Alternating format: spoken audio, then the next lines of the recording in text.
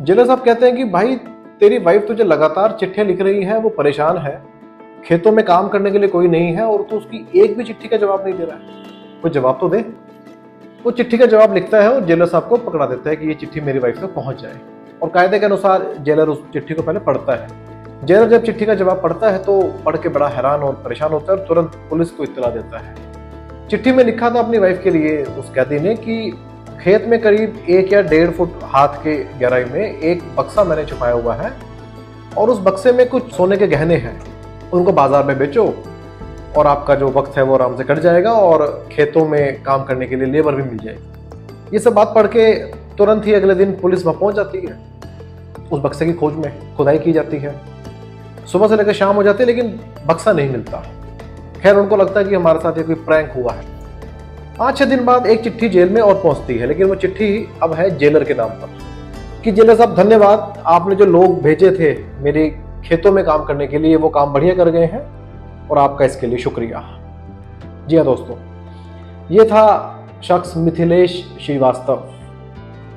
इसने अलग अलग करीब 52 नामों से लोगों को ठगा, लेकिन सबसे मशहूर नाम इसका हुआ नटवर लाल। अब आप समझ गए होंगे किसके बारे में बातचीत आज की हम कर रहे हैं। नटवर लाल जिसने 3 बार ताजमहल बेच दिया, 2 बार लाल किला बेच दिया, राष्ट्रपति भवन बेच दिया और पार्लियामेंट भी बेच दी, पार्लियामेंट के मेंबर्स के समेत। उसका हर एक कारनामा अपने आप में किस्सा है।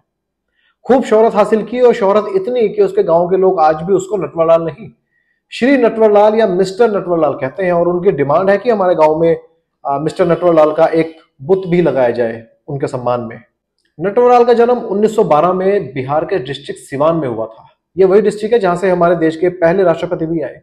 ये रेफरेंस क्यों दी है इसका आपको आगे जाके अंदाजा हो जाएगा। पढ़ाई लिखाई में अच्छा था, बीकॉम था, एलएलबी की, वकालत भी की। लेकिन ये ठग कैसे बन गया? ठगी का जो इसका जो काम था वो सबसे पहले शुरू होता है अपने एक पड़ोसी के साथ। एक पड़ोसी इनका जो सहाय के नाम से वो बंदा था, वो इनको एक बैंक ड्राफ्ट दिया करता था कभी कभार पैसे वैसे निकलवाने के लिए। नटवर लाल देखता है कि इस पे जो साइन है वो साइन बड़े सिंपल से हैं, इनको तो मैं भी कर सकता हूं। उसने कोशिश की तो साइन हूबहू हो गए। उसने एक बैंक ड्राफ्ट एक तैयार किया और उस पर साइन वाइन मारे और पैसे निकलवाए। ऐसे करते करते उसने करीब अपने उस पड़ोसी के 1000 रुपया बैंक से निकलवा लिया। इसको मजा आ गया कि यार ये काम बढ़िया है, अब तो बस यही करना है। जैसे इसके घर में इस बारे में पता लगा, पिताजी ने पिटाई भी की और पिटाई के बाद ये घर से भाग गया और भाग के जाकर रुकता है कलकत्ता में। कलकत्ता में भी अपनी पढ़ाई वढ़ाई जारी रखी और वहां पर एक सेठ के बेटे को ये ट्यूशन पढ़ाया करता था। सेठ से एक बार पैसे मांगे, अपनी फीस के लिए पैसे चाहिए होंगे, कॉलेज की फीस के लिए। सेठ ने नहीं दिए। अगली ठगी सेठ के साथ की। उनको एक ऐसी डील में फंसा दिया कि जिसमें सेठ जी से 4.5 लाख रुपए तो ले लिए, लेकिन उसके बदले में जो रुई जो कोटा उनके पास जानी थी वो नहीं पहुंची और 4.5 लाख रुपए लेके वहां से गायब। अब तक वो समझ चुका था कि उसमें कोई खास स्किल है और वो खास स्किल थी किसी के भी सिग्नेचर को फोर्ज करना। पढ़ा लिखा था, अंग्रेजी जानता था, बीकॉम था, एलएलबी था, वकील था, कम्युनिकेशन स्किल बढ़िया थी। किसी को भी अपनी बातों से वो अपने ऊपर विश्वास उसका जीत लेता था। और इन सबको मिक्स करके उसने अपना ये धंधा जो था ठगी करने का, लोगों को ठगने का, इसको शुरू किया जोरों शोरों से। और जब शुरू किया तो क्या लाल किला, क्या ताजमहल, सब कुछ बेचा उसने। एक बार उन्होंने क्या किया कि उस वक्त जो हमारे फाइनेंस मिनिस्टर थे एनडी तिवारी और देश के प्रधानमंत्री थे राजीव गांधी, एनडी तिवारी के पर्सनल असिस्टेंट बनकर ये भाई साहब पहुंच जाते हैं एक वॉच की शॉप पर जहां पे घड़ियां मिलती हैं, वहां पहुंच जाते हैं और कहते हैं कि मुझे 90 प्रीमियम वॉचेस चाहिए। ये तिवारी साहब ने मंगाई है और उन्होंने राजीव गांधी जी को देनी है। राजीव गांधी जी ने 90 वॉचेस को अपने मिनिस्टर्स को गिफ्ट करना है। अब इतनी बड़ी बड़ी बातें की और इतने बड़े बड़े नाम लिए तो दुकानदार उसकी बातों में आ गया और अगले दिन 90 घड़ियों की सप्लाई जो दिल्ली का जो नॉर्थ ब्लॉक का एरिया है वहां कर भी दी। नॉर्थ ब्लॉक का एरिया का नाम सुन के भी इस दुकानदार को लगा कि यार बड़ा आदमी है और बड़ी डील है, इसको हाथ से नहीं जाने देना चाहिए, वीआईपी एरिया है नॉर्थ ब्लॉक। तो अगले दिन जब घड़ियों की डिलीवरी वहां पर होती है, वहां पर नटवर लाल भी मौजूद है और उसको मौके पर वो बैंक ड्राफ्ट भी दे देता है उतने ही अमाउंट में जितने की वो प्रीमियम घड़ियां थी और घड़ियां लेकर वहां से नटवर लाल चला जाता है। लेकिन 4-5 दिन बाद पता लगता है कि वो जो बैंक ड्राफ्ट था वो फर्जी था, उसमें कोई पैसे वैसे नहीं थे। दोस्तों एक बार नटवर लाल को मौका मिलता है हमारे पहले राष्ट्रपति डॉक्टर राजेंद्र प्रसाद जी से मिलने का, क्योंकि दोनों एक ही गांव के थे, मैंने बताया शुरू में आपको। वहां पर ये राष्ट्रपति जी को बताता है अपनी स्किल के बारे में, और उन्हें उन्हें कहता है कि अगर आप मुझे मौका दो तो मैं देश का सारा कर्जा उतार दूं। और कर्जा तो क्या उतार दूं कि जिनके हम कर्जदार हैं वो देश हमारे कर्जदार हो जाएंगे।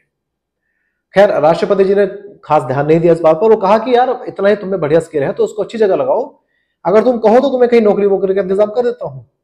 लेकिन नटवरलाल ने मना कर दिया क्योंकि उसके पास स्किल बड़ा था, नौकरी तो छोटी चीज थी इनके लिए। और वो स्किल इन्होंने बाद में दिखा भी दिया कि जब इन्होंने खुद राष्ट्रपति के ही सिग्नेचर फोर्ज करके राष्ट्रपति भवन को ही बेच दिया। जब तक तो छोटे मोटी ठगियां हो रही थी, नजर नहीं पड़ रही थी, लेकिन जब राष्ट्रपति भवन बेचा, 3 बार ताजमहल को बेच दिया, 2 बार लाल किले को बेच दिया, एक बार हमारी पूरी पार्लियामेंट इंक्लूडिंग उसका फर्नीचर और including all member of parliament 545 जो मेंबर थे उनके समेत पार्लियामेंट को भी बेच दिया। तब जाकर पता लगा कि ये नटवरलाल क्या चीज है। डॉक्यूमेंट फोर्ज करता था, सिग्नेचर फोर्ज करता था, ऐसे डॉक्यूमेंट तैयार करता था कि देखने में बिल्कुल असल लगे, और बातचीत का तरीका स्किल ऐसा कम्युनिकेशन स्किल था कि सामने वालों को विश्वास हो जाए कि बंदा जेन्युइन है, डीलिंग बड़ी जेन्युइन हो रही है। और दोस्तों इसने सिर्फ कॉमन मैन या सिर्फ फॉरेनर्स को नहीं ठगा, उस वक्त के जो टॉप के जो देश के जो उद्योगपति जो इंडस्ट्रीज थे, including Ratan Tata, including Birla and Dhirubhai Ambani, सबको ठगा। सब इसका शिकार बने, कभी सरकारी ऑफिसर बनकर या कभी कोई सोशल वर्कर बनकर इसने उनको भी ठगा। कई बार पकड़ा भी गया, जेल में भी गया, और जो केसेस डिसाइड हो गए थे उसमें 113 साल की इसको सजा हुई। अगर उनको जोड़ा जाए तो 113 साल बनती है, लेकिन जेल में ये सिर्फ 20 साल ही रहा, और सिर्फ एक केस में इसने बेल ली थी, क्योंकि इसका ये मानना था कि मुझे बेल की जरूरत नहीं है, मेरे पास उससे भी अच्छी रेमेडी है, वो थी जेल से भाग जाना। इसका कहना यह था कि जब तक एक भी मुझे ऐसा कोई एम्प्लॉय को ऑफिसर मिल जाए जेल में जो कि ईमानदार ना हो, तो ऐसी कोई जेल नहीं है जो मुझे वहां पर कैद रख सके। और करके भी दिखाया। एक बार जब जेल में था तो वहां के जेलर के साथ सेटिंग कर ली, उसको अपनी बातों में उलझाकर उसको इस बात के लिए मना लिया कि मैं तुझे 5 लाख रुपए दूंगा, तो मेरे लिए बस एक ड्रेस का इंतजाम कर दे, जेलर की ड्रेस का। बात बन जाती है। इसका एक एसोसिएट जेलर की ड्रेस का अरेंजमेंट करके जेलर साहब को दे देता है कि ये ड्रेस आप उनको दे दो, और ये रहा आपका 5 लाख का अमाउंट बक्से में। नटवरलाल तक वो ड्रेस पहुंचती है। नटवरलाल उस ड्रेस को पहनकर जेल से बिल्कुल मक्खन की तरह बाहर निकल जाता है। और जब जेलर साहब अपना बक्सा खोल के देखते हैं, देख के वो भी परेशान होना ही था, क्योंकि सिर्फ ऊपर की जो टॉप लेयर थी वही नोटों की थी, नीचे रद्दी थी। और कुछ अजीब उसमें ऐसा हुआ कि करीब 5-7 मिनट के बाद उस बक्से में, उन नोटों में अपने आप आग लग जाती है, और जो कुछ भी था वो भी जल के राख। ये कैसे हुआ, ये मिस्ट्री है।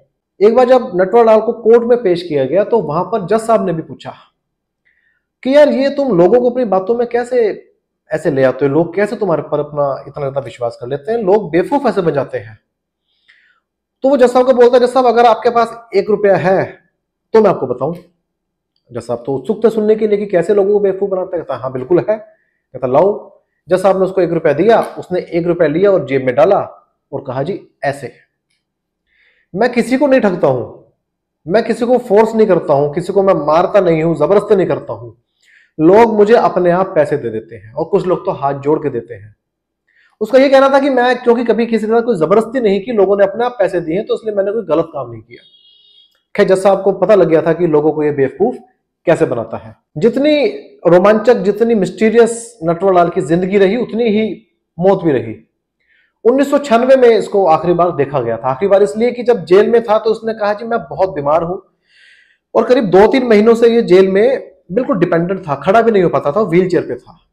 और ये तय किया गया भी एम्स में इसका इलाज करवाया जाएगा। तो जब जेल से 3 सिपाहियों की ड्यूटी लगती है, इसको एम्स तक ले जाने की, ट्रेन से उतारा जाता है, व्हील चेयर पर बैठाया जाता है। जो 2 पुलिस वाले थे वो टिकट वगैरह का अरेंजमेंट करने जाते हैं, तीसरा इसके पास खड़ा है। और क्योंकि एक तरह से हैंडीकैप था ये कि अब उठ नहीं पाएगा, 2-3 महीने से किसी ने इसको उठते नहीं देखा था जेल में, व्हील चेयर पे था। ये कहता कि यार चाय पी लेते हैं, आप मेरे लिए कप चाय ले आओ, सामने चाय है। तो वो सिपाही जो था वो इसको छोड़कर चाय लेने चला जाता है। उसको था कि 2-3 महीने से जो बंदा व्हील चेयर से नहीं उठा है और आज इसको हमने हॉस्पिटल में एडमिट कराना है, वो क्या ही कर लेगा।